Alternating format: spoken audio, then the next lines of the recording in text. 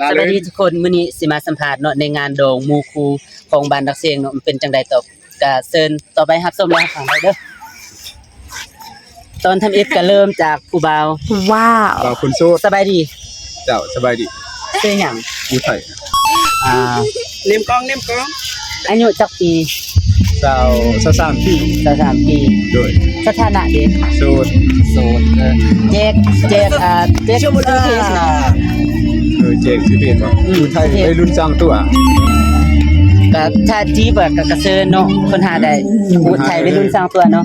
ภาษา ชาวลาว ว้าว ตอนนี้เฮ็ดอาชีพหยัง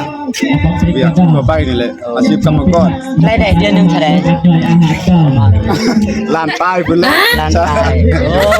แสดงว่าปีหนึงก็ได้ละ10ปลายล้านเนาะ โดยแม่น เฮ็ดรายได้มาจากไสนี่เฮ็ดหยังนี่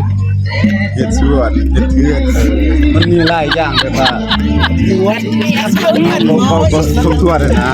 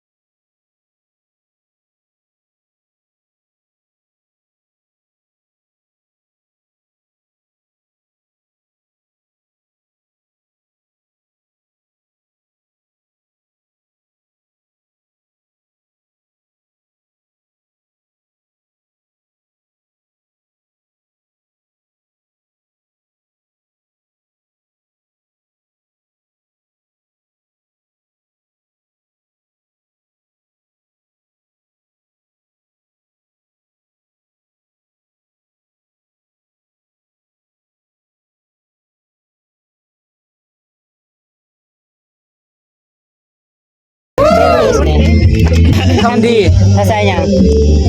อังกฤษโอ้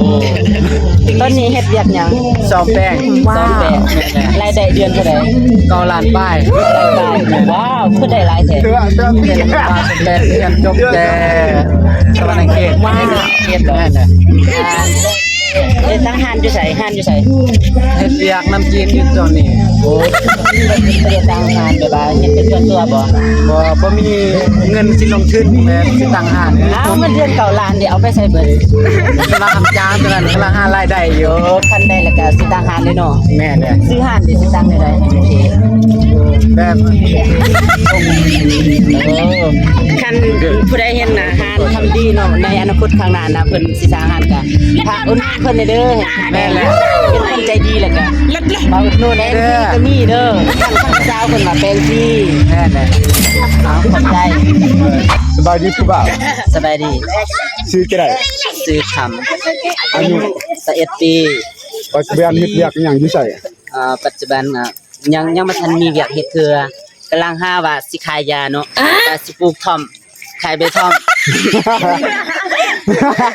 เวียกอิหยังตัวจังยากอีหยัง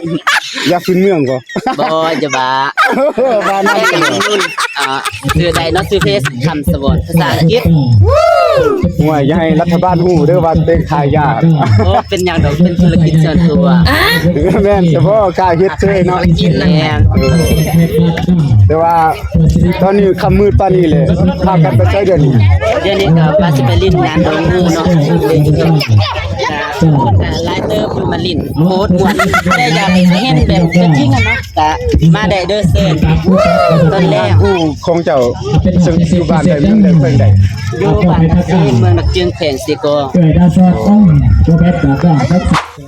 สบายดีทุกคนฝากกดไลค์กดแชร์ด้วย